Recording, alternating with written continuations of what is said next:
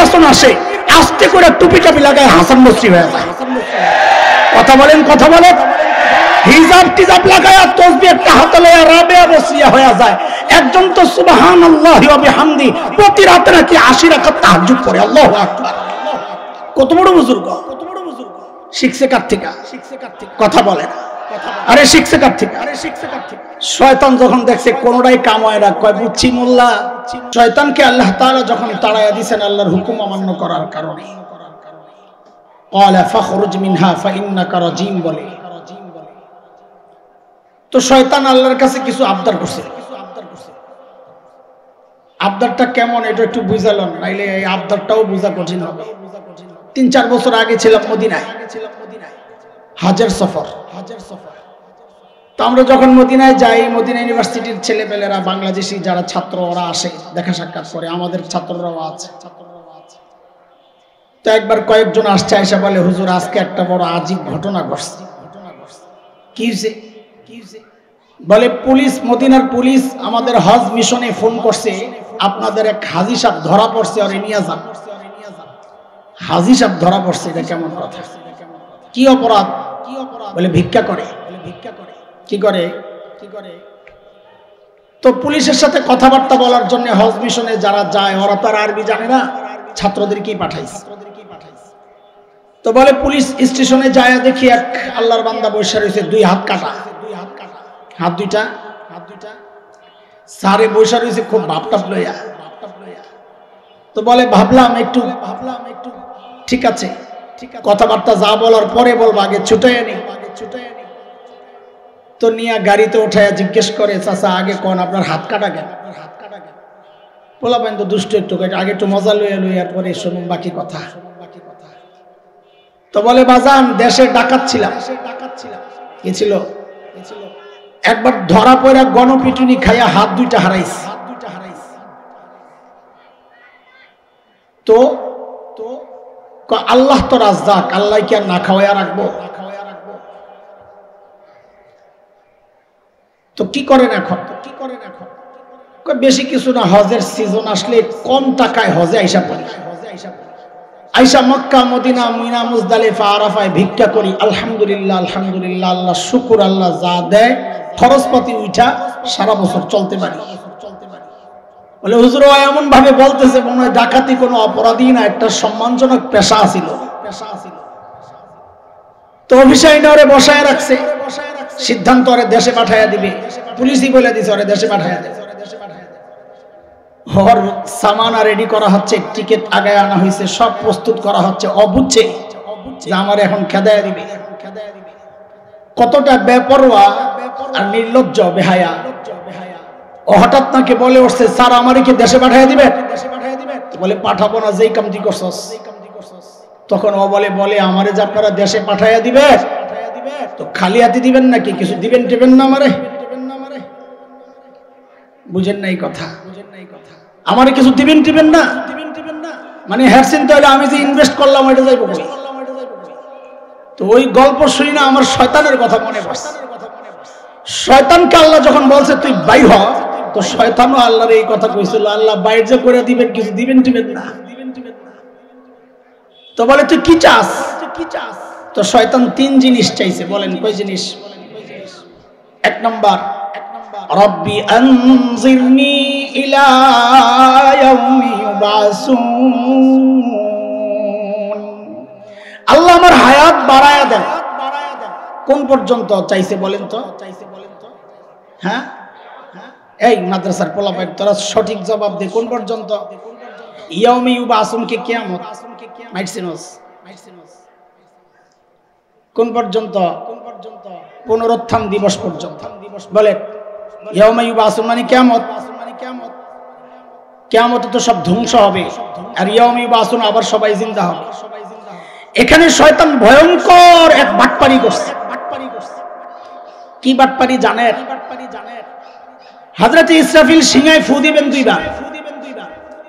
প্রথমবার ফুয়ের সাথে কুল্লু শাইইন হালিকুন ইল্লা ওয়াজহা, আল্লাহ ছাড়া সব ধ্বংস হয়ে যাবে। এটা হচ্ছে কিয়ামত। দ্বিতীয়বার ফু দিবে, তো আবার সব আল্লাহ জিন্দা করবে। এটাকে বলে ইয়াউম ইউবাসুন। প্রথম ফুয়ে সব মারা গেলেও দ্বিতীয় ফুয়ে সবাই জিন্দা হবে, যে আর মৃত্যু শেষ, মৃত্যু জব হয়ে যাবে, আর কারো মৃত্যু হবে না। এটা শয়তান জানে। এই জন্য শয়তান সুযোগ চাওয়ার সময় কিয়ামত দিবস পর্যন্ত সুযোগ চায় নাই, কারণ ও জানে যদি কিয়ামত পর্যন্ত সুযোগ চাই তাহলে তো আমার মরা লাগবে, আর যদি ইয়াউম ইউবাসুন পর্যন্ত টিকতে পারি তাহলে আমার মরার কষ্ট আর লাগবে না, কারণ ও জানে ইয়াউম ইউবাসুনের পর আর মৃত্যু নাই। ওর বাটপারি আমি আপনি ধরতে পারি নাই, আল্লাহকে ধরতে পারেন নাই। কথা বলে না। তা আল্লাহ কি বলেন? ইন্নাকা মিনাল মুনজারিন, যা তোরে সুযোগ দিলাম, তবে টাইম তুই যেটা চাইছস ওইটা না। ইলা ইয়াউমিন ওয়াক্তিন মালুম, টাইম কিন্তু নির্ধারিত। প্রথম ফুয়ের সাথেই তো শেষ হয়ে যাবে। শয়তান এক সুযোগ পাইছে, পায়া বলে আল্লাহ আমি তো দুনিয়ায় যাই যে ডাক দেব, আয় খেলা হবে, তো আদমের তো অনেক সন্তান থাকবে, আমার বাহিনী কই, আমি খেলবো কি দিয়া? তো বলে কি চাস? বলে আমারও কিছু বাহিনী দেন, আমারও সন্তান দেন। আল্লাহ বলছে যা, তোরও সন্তান হবে, যা। আল্লাহ আখিরি একটা চাই, এটা তো বাহিরে মারামারি করার যোগ্যতা দিলেন, একটু ভিতরে ঢুইকা মারামারি করতে চাই। বলে কি চাস? বলে বনি আদমের ভিতরে ঢুকতে চাই, সেই সুযোগটাও দেন। তো আল্লাহ বলেন যা, তাও দিলাম। নবী আলাইহিস সালাম বলেন ইন্নাশ শাইতানা ইয়াজরি মিনাল ইনসান মাজারাদ দাম, শয়তান মানুষের রক্তের রেশায় রেশায় দৌড়ায়। কয় সুযোগ পাইছে? বলেন না, কয় সুযোগ পাইছে? এই তিন সুযোগ পাইয়াই শয়তান যে ঘোষণাটা দিছে, এটা হলো আমাদের মূল পয়েন্ট। সেটা কি? সূরা আরাফ 16 নম্বর আয়াত। শয়তান বলে قال فبما أغويتني لأقعدن لهم صراطك المستقيم। আল্লাহ যাদের কারণে আমাকে তাড়াইছেন আমি ওদেরকে ছাড়ব না। এই শয়তানকে আল্লাহ তাড়াইছে কাদের কারণে? পোলাপানি একটু কথাবার্তা বল, আমি একা একা কথা বলতে পারবো না, আমি দুর্বল মানুষ, আমার তলাও নাই গলাও নাই কিচ্ছু নাই, তোরা একটু কথা বললেই কথা আগাবে। বলেন শয়তানকে আল্লাহ তাড়াইছে কাদের কারণে? এটাই নি বুঝছে। শয়তানকে আল্লাহ তাড়াইছে শয়তানের অপরাধের কারণে। এটা এক শয়তানি। জুলাইখা যখন ধরা খাইছে, জামাইয়ের সামনে হাতে নাতে বসছে ধরা। ওয়া আলফায়া সাইয়্যিদাহা লাদাল বাব, ধরা পড়েই জুলাইখা কি বলছিল?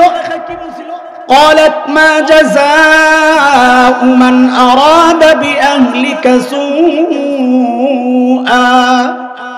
إلا أن يسجن أو عذاب أليم।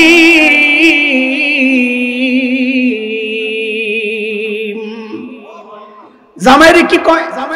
আপনার স্ত্রীর সাথে অপকর্ম যে চেষ্টা করলো তার শাস্তি কি হওয়া উচিত? দেখছেন নি কারবার অপকর্ম করছে কে? চেষ্টা করছে কে? দায় চাপাইতেছে কার উপর? আরে বলেন হুজুরের উপর। কার উপর? বলবেন কথা বলো, কার উপর? অপরাধ করছে কে? অপরাধ করছে নিজে, দায় চাপায় হুজুরের উপর, পুরাই হাসিনা স্টাইল। হ্যাঁ, এটা শিখছে শয়তান থেকে।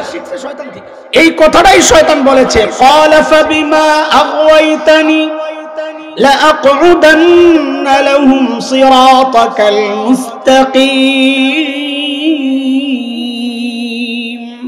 আল্লাহ যাদের কারণে আমারে তাড়াইছে আমি ওদেরকে ছাড়ব না।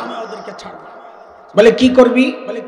বলে ওরা যেই রাস্তায় চলবে জান্নাত পর্যন্ত আসার জন্য, সিরাতে মুস্তাকিম, আমি ওই রাস্তায় বসে যাব, আসতে দিব। এখন ওই সিরাতে মুস্তাকিম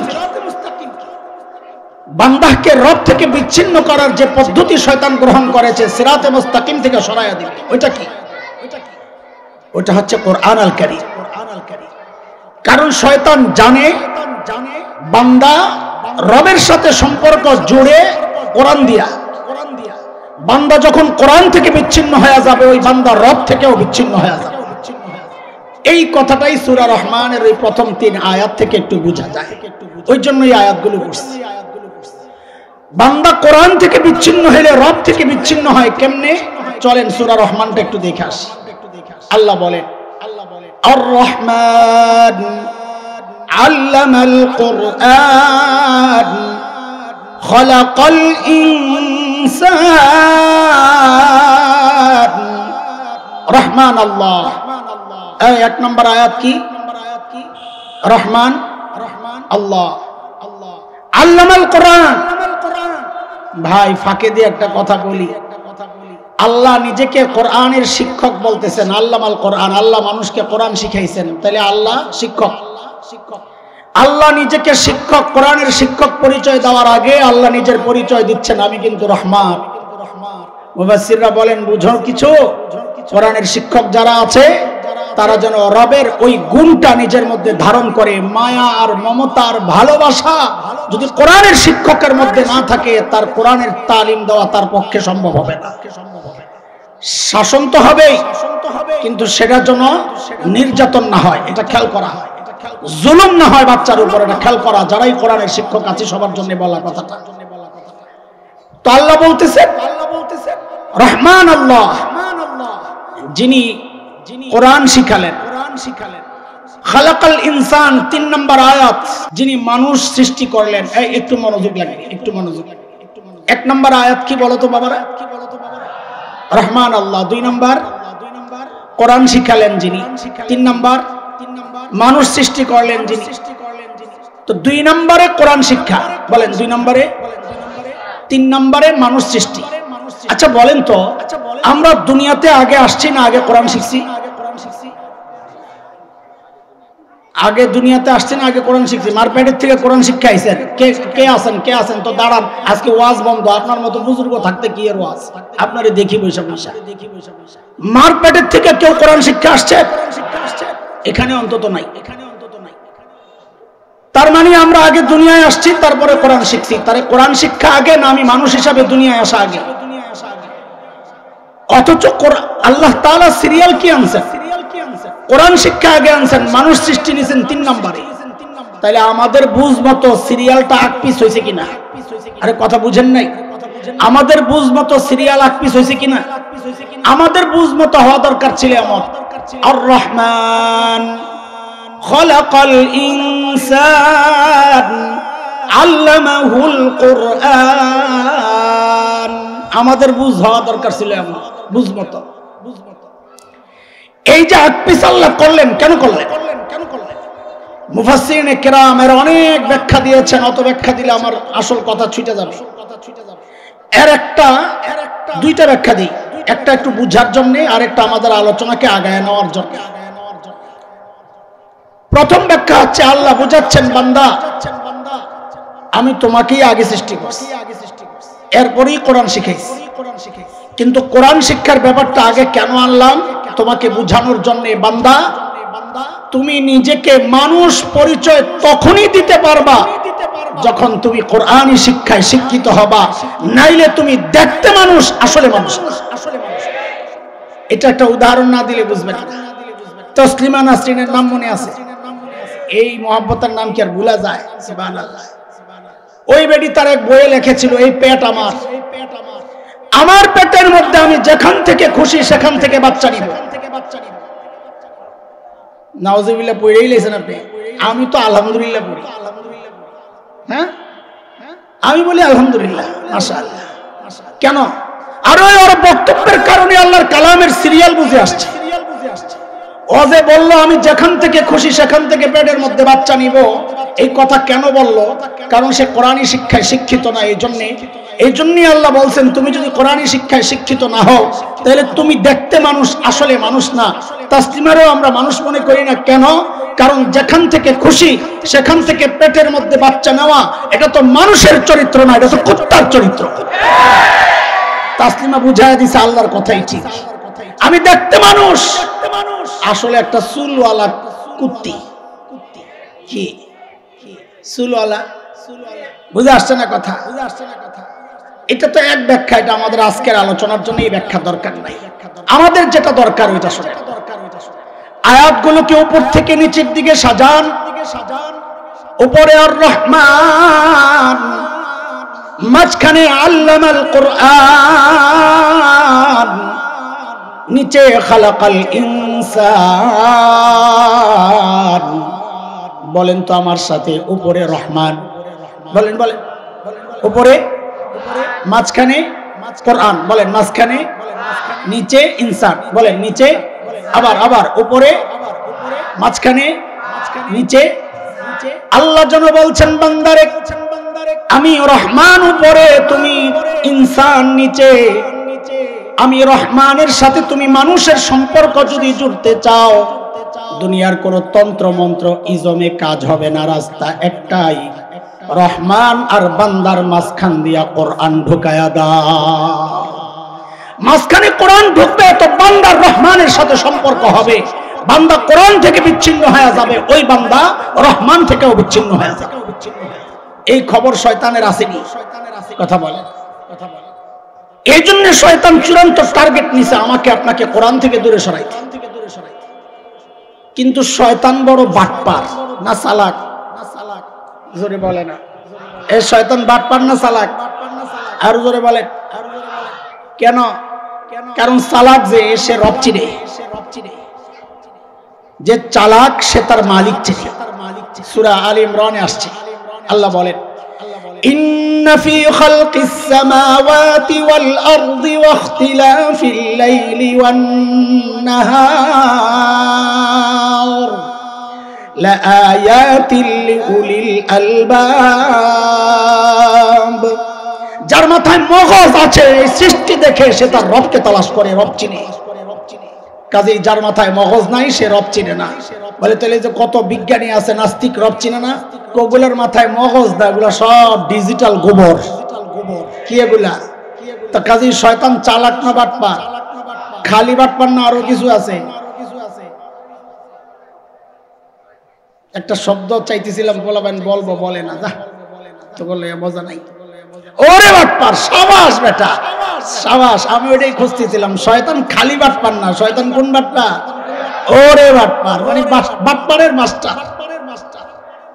শয়তান বাটপার। বাটপার কোনদিন মানুষকে এক পদ্ধতিতে ধোঁকা দেয় না, ও ধরা পড়ে যাবে। বাটপার সবসময় পদ্ধতি পাল্টায়। শয়তানের এটা চ্যালেঞ্জ, আমি যে আপনার বান্দাকে আপনার থেকে বিচ্ছিন্ন করব, আমি কিন্তু পদ্ধতি একটা গ্রহণ করব। কি পদ্ধতি গ্রহণ করবি? তো শয়তান কি বলে আগে শোনেন। সূরা আরাফ আয়াত 17, শয়তান বলে সুম্মা লাআতিয়ান্নাহুম মিন বাইনি আইদিহিম ওয়া মিন খালফিহিম ওয়া আন আইমানিহিম ওয়া আন শামাইলিহিম ওয়া লা তাজিদু আকসারাহুম শাকিরিন।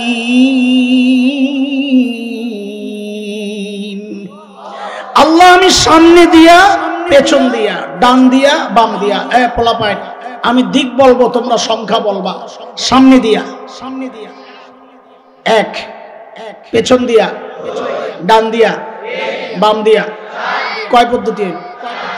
কোন কোন মুফাসসির বলেন শয়তান মানুষকে ধোঁকা দেওয়ার ক্ষেত্রে কমপক্ষে 4টা পদ্ধতি করা। আর এটার প্রমাণ 2 আয়াত পরে আছে, 20-21 নম্বর আয়াত সূরা আরাফ 8 নম্বর পারা। আমার বাবা মাকে ধোঁকা দেওয়ার ক্ষেত্রে শয়তান পদ্ধতি গ্রহণ করেছিল 4টা। কয়টা বলে? আল্লাহ বলতেছেন فوسوس لهما الشيطان ليبدي لهما ما وري عنهما من سوآتهما وقال ما نهاكما ربكما عن هذه الشجرة إلا أن تكونا ملكين أو تكونا من الخالدين وقاسمهما إني لكما لمن الناصحين। বলেন তো পদ্ধতি কয়টা? বলেন না একটু তাড়াতাড়ি। আমার বাবা মাকে শয়তান কয় পদ্ধতি চালায়া ধোঁকা দিছে?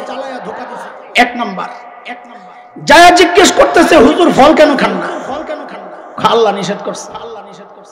তো শয়তান কি বলে, আরে হুজুর আপনারা তো সাইড দেয়ালের ভিতরে থাকেন, কিছু বুঝেন না। মানাহাকুমা রাব্বুকুমা আন হাযিহিস শাজারা। বলা ভাই বুঝালে ও মারে বানা কেনার পেজ দিছে।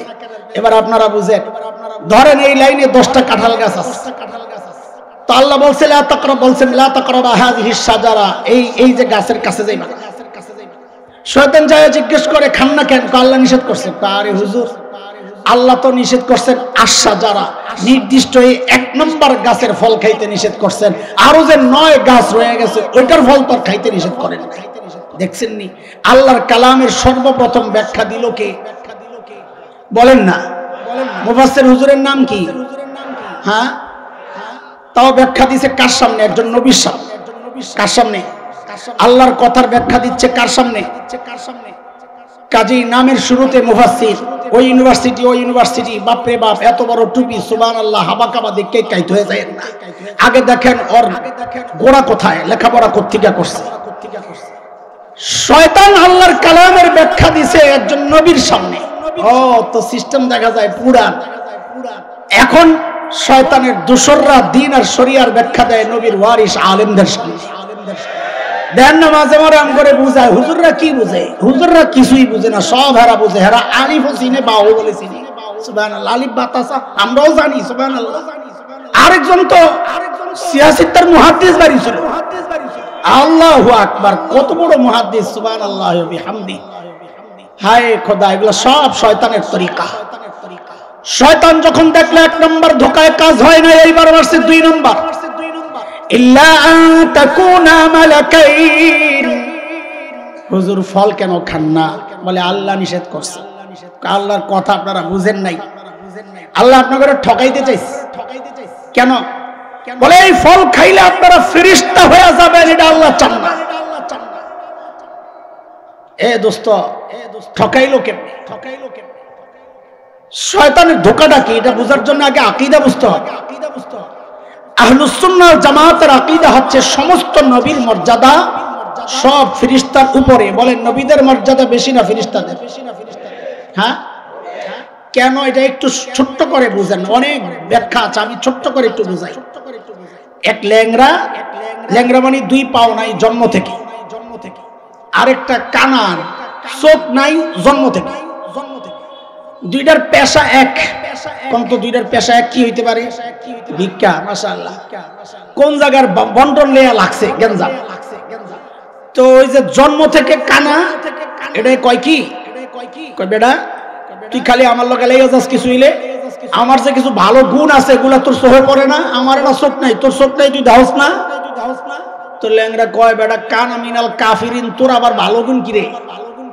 তো কানায় বলে হ্যাঁ, কিন্তু জন্ম থেকে কানা। কানায় বলে তুই দেখস না আমি যে জিন্দেগিতে কোনোদিন হারাম জায়গায় তাকাই নাই। হাসলেন কেন? যার চোখ নাই সে তাকায় নাই, এই কথায় কোনো কৃতিত্ব নাই। তো ল্যাংরা কহ খালি তোমারই যোগ্যতা ভালো গুণ আছে আর আমার কিছু নাই। তো কানায় কয় বেটা ল্যাংরা মিনাল ফাসিকিন, তোর আবার কি ভালো গুণ রে? অত জন্ম থেকেই পাও নাই। ও কি কয়? তুই খেয়াল করস নাই আমি যে জিন্দেগিতে কাউরে একটা লাথি দিয়া দেখি নাই। দোস্ত কি হাসলেন কেন? যার পাও নাই ও লাথি দেয় নাই, এই কথার কোনো কৃতিত্ব নাই। সাহাবী ফেরেশতা আর নবীর শ্রেষ্ঠত্বের মূল একটা পয়েন্ট এটা। সমস্ত নবীর গুনাহ করার যোগ্যতা ছিল, যার কারণে নবী ইউসুফ আলাইহিস সালাম বলেছেন ওমা উবাররিউ নাফসি ইন্নান নাফসা লাআম্মারাতুম বিসসু ইল্লা মা রাহিমা রাব্বি। আমি নিজের উপর কোনো বড়াই নাই যে আমি গুনাহ থেকে বাইচা যাব, কারণ ভিতরে যেই জিনিস আছে এটা আমারে গুনার দিকে নিয়ে যাবে, তবে আল্লাহ যাকে বাঁচান। তার মানে নবীদের গুনাহ করার ইচ্ছা শক্তি ছিল। হাদিসও আসছে, হযরত আগাররে মাযনী রাদিয়াল্লাহু আনহুর বর্ণনা, নবী আলাইহিস সালাম বলেন ইন্নাহু লা ইয়াগানু আলা কলবি হাত্তা আস্তাগফিরুল্লাহ কুল্লা ইয়াউম 100 মাররা আও কামা ক্বালা আলাইহিস সালাম, যে আমারও মাঝে মধ্যে গুনাহ করার ইচ্ছা একটা ভাব আসে আকাশের মেঘমালার মতো, এটাকে প্রতিহত করার জন্য আমি প্রতিদিন 100 বার ইস্তেগফার করি। তাই নবীদের গুনাহ করার শক্তি আছে, কিন্তু কোন নবী জিন্দেগিতে একটা গুনাহ করেন নাই। আর ফেরেশতা সূরা তাহরিম আয়াত 6-28 নম্বর পারা আল্লাহ ফেরেশতাদের সম্পর্কে বলেন লা ইয়াসুনাল্লাহ মা আমারহুম ওয়া ইয়াফআলুনা মা ইউমারুন। ফেরেশতাদের গুনাহ করার শক্তিই নাই, ফেরেশতারাও গুনাহ করেন নাই, নবীরাও গুনাহ করেন নাই, নবীদের গুনাহ করার যোগ্যতা ছিল করেন নাই, কৃতিত্ব এটা। ফেরেশতাদের গুনাহ করার শক্তি ছিল না, করেন নাই, এটার মধ্যে কৃতিত্ব নাই। এইজন্য আহলুস সুন্নাহ ওয়াল জামাতের আকীদা সমস্ত নবী ফেরেশতাদের চেয়ে শ্রেষ্ঠ। বুঝে আসছেনি কথা? সরে আকাত পড়াইলাম, বলবেন হুজুর বুঝছেন না, পাবলিক তো নামও কইতে পারবো না, কি কইছি একটা মাঝখান দিয়ে চালাই দিছে, আপনারা বুঝবেন না, হুজুররা বুঝছে।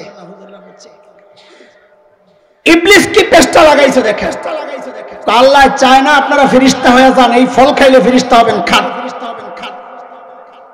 নবী আদম ফেরেশতা হতে যাবেন কোন দুঃখে?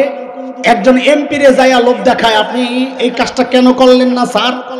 প্রধানমন্ত্রী মানা করছে। প্রধানমন্ত্রী চায় না আপনি যে চেয়ারম্যান হয়ে যান, এই জন্য মানা করছে, খান চেয়ারম্যান হয়েছে। এটা যেমন আদম আলাইহিস সালামকে ফল খাওয়াইয়া ফেরেশতা বানাইতে চাওয়াটাও ওই রকম। মোল্লাই তো এই জায়গায় গলে না, শয়তান দেখছে আরে সর্বনাশ, এই মোল্লা তো কঠিন, মারছে 3 নম্বরটা, আও তাকুনা মিনাল খালিদিন, বলে ফল খান, জান্নাতে স্থায়ীভাবে থাকার ব্যবস্থা হয়ে যাবে, এটা আল্লাহ চায় না, এই জন্য মানা করছে। হায় খোদা, আল্লাহ তো হযরত আদমকে জান্নাতে স্থায়ীভাবে থাকার জন্য বানানি নাই নাকি? কই পাঠাবেন বলে বানাইছে? وَإِذْ قَالَ رَبُّكَ لِلْمَلَائِكَةِ إِنِّي جَاعِلٌ فِي الْأَرْضِ خَلِيفَةً। আল্লাহ আদমকে বানাইছেন, কই পাঠাবেন? বলেন না, আদমকে পাঠাইছেন, কই বানাবেন? কই পাঠাবেন? তো দুনিয়ায় পাঠাবেন, মাঝখানে আবার জান্নাতে ঢুকাইছেন কোন কারণে? হয়ে গেল না, জান্নাত থেকে ঘুরায় আনছেন কেন আমার বাবা মারে? যে দুনিয়ায় করোনা চলতেছে, জান্নাত থেকে টিকাটা দিয়ে যান, এজন্য। আরে কথা বলেন, একটা কিছু বলবেন তো, হ্যাঁ না নাকি? যে গাড়িতে উঠাই দিয়েছে ওই গাড়ির গ্যাস লাগবে দেখে, জান্নাতে স্টেশন আছে ওখান থেকে গ্যাস আনতে গেছিল, তো কি জন্য পাঠাইছে এটাও বোঝার জিনিস। সূরা তাওবা 11 নম্বর পারা 111 নম্বর আয়াত 3 নম্বর পৃষ্ঠা। আল্লাহ আমার আর আপনার কাছে জান্নাত বিক্রির একটা প্রস্তাব দিয়েছেন। ইন্নাল্লাহা আশতারা মিনাল মুমিনিনা আনফুসাহুম ওয়া আমওয়ালাহুম বিআন্না লাহুমুল জান্নাহ। এই জান্নাত কিনতে রাজি নি আপনারা? কে কে রাজি দেখে তো আল্লাহু আকবার। আচ্ছা তাড়াতাড়ি হাত নামা। জান্নাত দেখছেননি? এখন তো মুফতি সাহেবরা বেজাল লাগাই দিছে। আমরা হেদায়েতে পড়ছি 3য় খণ্ডে বেচা কেনার জন্য কিছু মৌলিক শর্ত আছে। যেমন একটা হচ্ছে মালটা মাকদুরুত তাসলিম, আমরা কিতাবের শব্দ মানে হস্তান্তর যোগ্য হইতে হয়। হুজুর বসা, হুজুর ভাই 100 টাকা দেন তো। বেচারা মনে করছে আলেমরে দিলে লস তো নাই, ঋণ দিলেও কর্জে হাসানার সওয়াব, আর এমনি নিলেও সওয়াব। যা দিছে 100 টাকা। দেওয়ার পর কি বলে, ওই যে আসমান দিয়ে কাউয়াটা উড়ে যাইতেছে, এটা আপনার কাছে বেচা নিলাম, লইলাম। বেচা কিনা হইব? কেন হবে না? ওই মাল হস্তান্তর যোগ্য না। আরো একটা মোটা দাগের শর্ত হচ্ছে মাল দৃশ্যমান হইতে হবে, পানির নিচে মাছ বেচা যাবে না। তো জান্নাত যে কেনার জন্য হাত উঠাইলেন দুইটা সমানে, জান্নাত দেখছেন আপনারা? দেখছেন? কথা বলেন, আরে দেখছেন? তো জান্নাত না দেখে কেনার জন্য রেডি হয়ে গেলেন। এই জন্যই তো নাস্তিক মুরতাদরা বলে আমরা নাকি অন্ধবিশ্বাসী, যা বলে তাই বিশ্বাস করি। আমরা অন্ধবিশ্বাসী না বুঝে শুনি? কথা বলেন, কেমনে বুঝে শুনি বিশ্বাসী মিয়া? জান্নাত তো না দেখে কেনার জন্য রেডি হয়ে গেলাম, তুমি আর হমিয়া কথা বুঝে না দিলে পেছাল পাবো। আপনাকে কালিন্দি মাইয়া করে বিয়া দিলে শ্বশুর বাড়ি দেখার জন্য মাইয়া নিজে যায় না বাপ মারে পাঠায়? গার্জিয়ান যায়, যা মেয়ে নিজে যায়? হ্যাঁ মাশাআল্লাহ, তো আপনার এলাকার মেয়েরা ভালো। আমগো ওই পারের মাইয়া 2 রকম। এক মাইয়া হইলো মা বাবার বাধ্য সন্তান, ওর সামনে বিয়ে সাথে আলাপ হইলো লজ্জায় চলে যায় আরেক ঘরে, যাইয়া বোন কাজিন টাজিন যারা আছে অগরে পাঠায়া দেয় বাবা মার সাথে কথা বলার জন্য। যে আব্বা আম্মাকে বলো আমার দেখার দরকার নাই, শোনার দরকার নাই, জানার দরকার নাই, ওনারা দেখলেই আমার জন্য দেখা। এটা হচ্ছে মেয়ে যদি বাধ্য মেয়ে হয়। আর কিছু মেয়ে আছে শাহবাগের স্লোগান কন্যা, ওর সামনে বিয়ের কথা কইলে ও চিন্তা করবো এক্স এক্স। আমার আগেরটার কি হবে? বেটার কোনটা? মা বাবা আমাকে একটু সময় দাও, আমি বেটার অপশনটা একটু চুজ করতে হবে। আমি দেখালো আপনার আপনারা মা বাবার বাধ্য সন্তান না অবাধ্য সন্তান? আরো জোরে বলেন না। তাইলে বুঝেন আল্লাহ আদম আর হাওয়াকে ডাইরেক্ট দুনিয়া না পাঠায় কেন জান্নাত থেকে ঘুরায় আনছেন, যেন কিয়ামত পর্যন্ত নাস্তিক মুরতাদের জবান বন্ধ হয়ে যায়। আমরা অন্ধবিশ্বাসী না, আমরা মা বাবার বাধ্য সন্তান। আমাদের মা বাবা আদম জান্নাত দেখছেন, আমরা কেনার জন্য রেডি হয়ে গেছি। বাধ্য সন্তানের দেখার দরকার নাই, মা বাবার দেখাটাই আমাদের জন্য যথেষ্ট। শয়তান কয় বাপ রে বাপ, এই হুজুর তো পুরা দেহি কাট্টা হুজুর। হুজুর আপনারা কেমনে সাইজ করতে হয় আমার জানা আছে, কারণ আপনারা দিনদাররা ইমানদাররা দিনই একটা রূপ দিতে পারলে আমরা গলিয়া যাই। এটা দুনিয়ার সবাই জানে।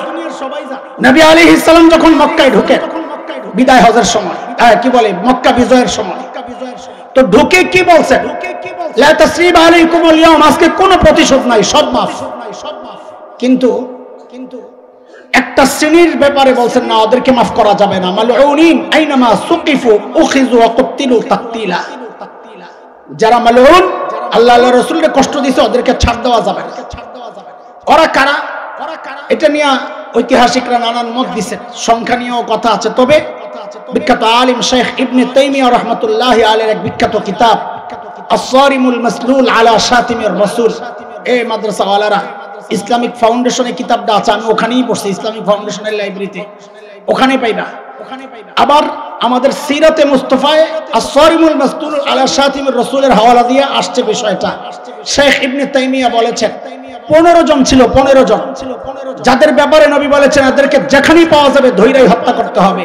আব্দুল্লাহ ইবনে খাতাল, কুরতুনা, উরাইনা, সাররা, মাকিস ইবনে সুবানা, হুয়াইরিস ইবনে নাকিদ, আব্দুল্লাহ ইবনে জিবারা, আব্দুল্লাহ ইবনে সাদ ইবনে আবি সারাহ, ইকরামা ইবনে আবি জাহল, ওয়াহশি ইবনে হারব, হুবার ইবনে আল-আসওয়াদ, হুবায়রা বিনতে আবি ওয়াহাব আল-মাখজুমি, কাব ইবনে যুহাইব, আব্দুল্লাহ ইবনে জিবারা, ইকরামা ইবনে আবি জাহল, হিন্দা বিনতে উতবা, 15 জনের নাম নবী ঘোষণা করছেন, যেখানেই পাওয়া যাবে ধৈরাই হত্যা করতে হবে। এর মধ্যে প্রথমটা আব্দুল্লাহ ইবনে খাতাল যায় কাবার গিলাফ দিয়ে নিজের পেছায়া চুপচাপ খারজ। কেন? ও মনে করছে মুসলমান কাবার ইজ্জত করে, কাবার গিলাফ দিয়ে জড়াইলে মনে হয় আমারে ছেড়ে দিব।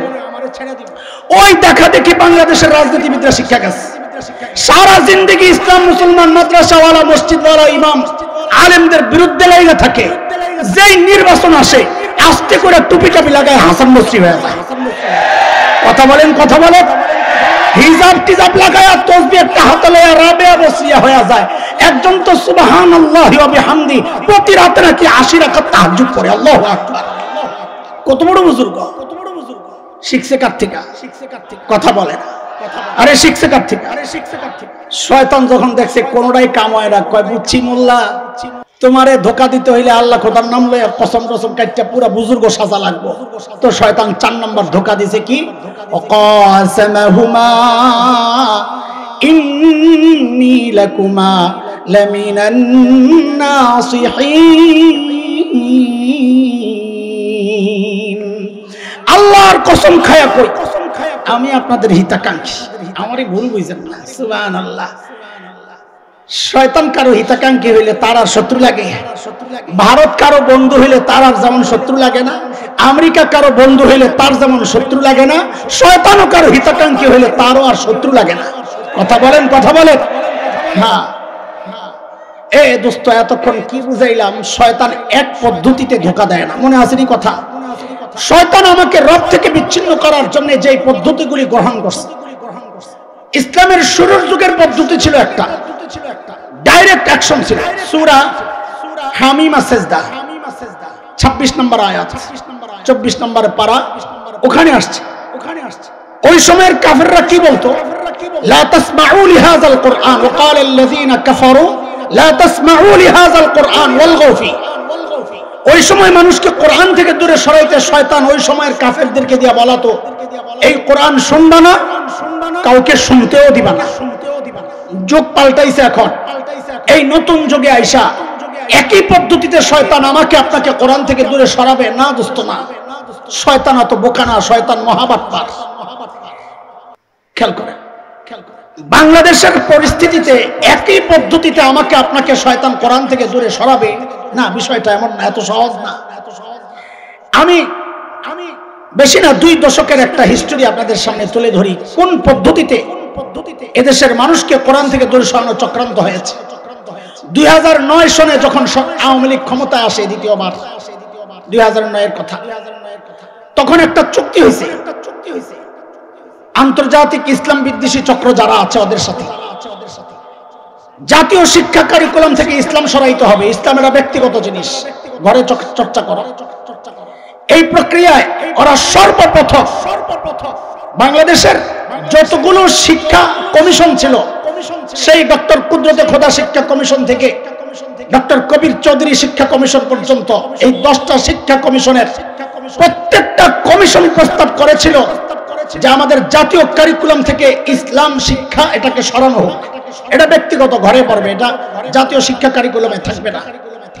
ওরা আইসা 10-এ সর্বপ্রথম এই শিক্ষা কারিকুলামে যখন হস্তক্ষেপ করে, কি করে জানেন? কোন বই সংস্কারে হাত দেয় নাই, একটা বই শুধু ইসলাম শিক্ষা। এই ইসলাম শিক্ষার একদম প্রথমেই একটা হাত দিছে, নতুন নাম দিছিল বইয়ের ইসলাম ও নৈতিকতা শিক্ষা। দেখেন, ইসলাম ও নৈতিকতা, মাদ্রাসার বলাবেন ভালো বুঝবে, এটা আপনারাও বুঝবেন যারা গ্রামার পড়ছেন। আরে ও মানি ও এর আগেরটার পরেরটা এক না, মাতুবালের গায়ের হয়, মানে ইসলাম আর নৈতিকতা দুইটা ভিন্ন জিনিস। কি বুঝাইলেন? যে ইসলাম পড়বে সে তো নৈতিকতা শিখবে না, সাথে নৈতিকতাও শিখাও, তার মানে ইসলামে নৈতিকতা নাই, এটা বুঝাইতে চাইলেন। আল্লামা আহমদ শফি নওয়ারাল্লাহু মারকাদা, আল্লাহ আমার শেখ হযরতকে তার কবরকে জান্নাতের টুকরা বানায়া দেন। 12-13 হযরতের প্রচন্ড বিরোধিতার কারণে তারা এখান থেকে একটু সরে আসছিল, কিন্তু মাত্র 20%, আমরা টোটালটা হিসাব করে দেখেছি, সংস্কার মাত্র 20% করছে, বাকিটা যা ছিল তাই আছে। এইটা 2013 সনে মেবি হতে পারে। দীপুমণি যে শিক্ষা প্রতিমন্ত্রী ছিল, ও যায়া জেনেভার সেই সম্মেলনে যায়া বলে আসছে আমরা 80% সাকসেস, 2023 এর মধ্যে বাকি 20% আমরা সফল হব ইনশাআল্লাহ কইছিল, আমরা ইনশাআল্লাহ সফল হব। চিন্তা করছেন? ওরা ধরে ধরে কাদেরকে শিক্ষামন্ত্রী বানাইছে?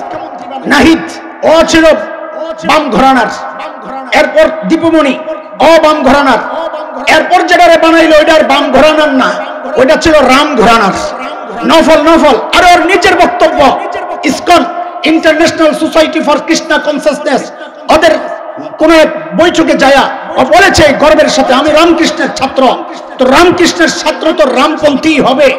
ওর আমলে একদম পুরো তসতস করে আমার শিক্ষা ব্যবস্থাকে যা ইচ্ছা তাই করা হয়েছে ওদের মতো করে। কেন? যেন জাতীয় শিক্ষা কারিকুলাম থেকে মানুষ, এদেশের মানুষ মুসলমান কোরআনী শিক্ষা থেকে, দ্বীন শিক্ষা থেকে যেন দূরে সরে যায়। এভাবেই চলছিল। দোস্ত, বাংলাদেশে এখন প্রাইমারি স্কুল আছে কত? 65,500 প্লাস। আচ্ছা, আপনাদেরকে জিজ্ঞেস করি, আমরা তো পড়ি নাই, এই 65,500 প্লাস স্কুল প্রাইমারি, এই প্রাইমারি স্কুলে ইংরেজি বই তো নাই না? প্রাইমারি স্কুলে ইংরেজি বই আছে? এই যে পড়ছেন, হ্যাঁ আছে, শিক্ষক তো নাই। হ্যাঁ আছে। আচ্ছা, তো কোনটা বেজালা? বাংলা বই আছে, শিক্ষক তো নাই, ওটাও আছে। অঙ্ক বইয়ের শিক্ষক নাই, তাহলে বিজ্ঞান বইয়ের শিক্ষক নাই, সব বই আছে, শিক্ষকও আছে।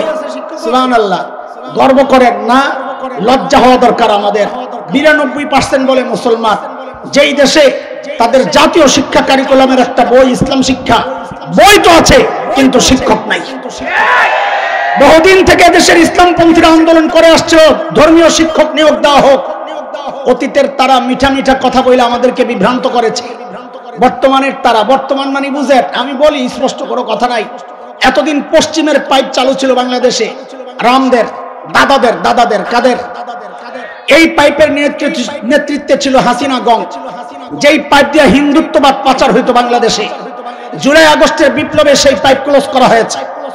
আরেকটা পাইপ চালু হয়ে গেছে এখন দাতাদের, এতদিন ছিল দাদাদের, নতুন পাইপ কি দাতাদের, পশ্চিমা গোষ্ঠীর। ওই পাইপের নেতৃত্বে আছে ইউনুসগণ। এরা বাংলাদেশে পশ্চিমা কালচার প্রতিষ্ঠার মাধ্যমে এদেশ থেকে ইসলাম তাড়ানোর সব রকমের নীল নকশা ওরা হাতে নিয়েছে, কর্মসূচি হাতে নিয়েছে। দোস্ত, আমাদের এই আবেদন, আমাদের এই আরজি, এগুলাকে, আমাদের এই চিন্তা, আমাদের আকীদা, বিশ্বাস, চেতনাকে বৃদ্ধাঙ্গুলি দেখিয়ে ইউনূস সরকার কিছুদিন আগে এক প্রজ্ঞাপন জারি করেছিল। এদেশের মানুষকে দিন থেকে সরানোর কি চক্রান্ত দেখেন। এক প্রজ্ঞাপন জারি করেছিল, কি সেটা, যে ৬৫,৫০০ প্লাস স্কুলে ধর্মীয় শিক্ষক নয়, একজন করে গানের শিক্ষক নিয়োগ দেওয়া হবে। আলহামদুলিল্লাহ, ওলামাদের প্রতিবাদের মুখে তারা কিছুটা পিছু হটেছে। বারবার ওলামাদের প্রতিবাদের মুখে তারা পিছু হটে। এর আগে আওয়ামী আমলে আমাদের এক গর্বের পরিচয়। বলেন আমরা কার সন্তান? জোরে বলেন। মাশাআল্লাহ, পিচ্চি বলে দিছে কার সন্তান? না না, এখন থেকে বলবেন আমরা নবী আদমের সন্তান। বলেন কার সন্তান? বলে হঠাৎ করে নবী বাড়লেন কেন? ওরা যে কাটতেছে, আগে মানুষ গণনার সিস্টেম ছিল আদমশুমারি। কি ছিল বলেন না? আরে কি ছিল? আরে ভাই তোমার এটা কি দোষ করছে? জায়গা আস্তে আস্তে যাওয়ার মতো করে জায়গা। কি ছিল আগে? নাম কি ছিল? হঠাৎ একদিন দেখি আদম নাই, নতুন নাম আসছে জনশুমারি। কাউকে জিজ্ঞেস করছে না আদম কই গেল? এগুলো আপনাদের মাথা ব্যথা না? তেলের দাম বাড়লো না আলুর দাম বাড়লো, এই চিন্তাই তো বাঁচি না। কোনো কথা বলেন নাই। বিষয়টা কি জানেন? বিষয়টা হচ্ছে ওদের মাথায় গন্ডগোল লাগছে। একটা সংশয় তৈরি করা হয়েছে কথিত বিজ্ঞানীদের মাধ্যমে। ওইটা ছিল চিড়িয়াখানায়। ওই বিজ্ঞানী ছিল কই? চিড়িয়াখানায়। বানর, বানর। এই বানর হঠাৎ একদিন দেখে তার পিছনের লেজ গায়েব। আরো বহুদিন পর বানর দেখে তার শরীরের পশমগুলো পয়রা সাফ, মুছটা ছাড়া। কি ছাড়া? আরো কয়েকদিন পরে দেখে একদম মানুষের মতো সোজা হয়ে গেছে।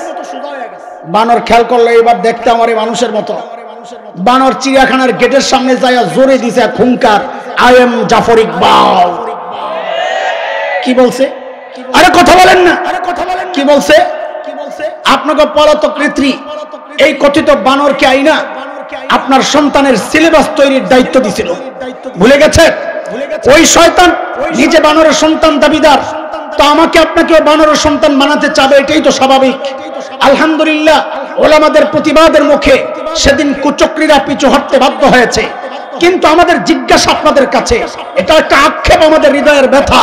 প্রতিবাদ ওলামারা কেন করবে? আরে প্রতিবাদ তো আপনাদের করার কথা। ওলামাদের সন্তান তো এই ঘোড়ার ডিমের সিলেবাস পড়ে না, আলেমের সন্তান তো ক্বালা ক্বালা রাসূলুল্লাহ পড়ে। প্রতিবাদ করা আপনাদের। আপনারা প্রতিবাদ তো করেন নাই, বরং কোন কোন পোড়া কপাল সেদিন এই প্রতিবাদী আলেমদের বিরুদ্ধাচরণ করে।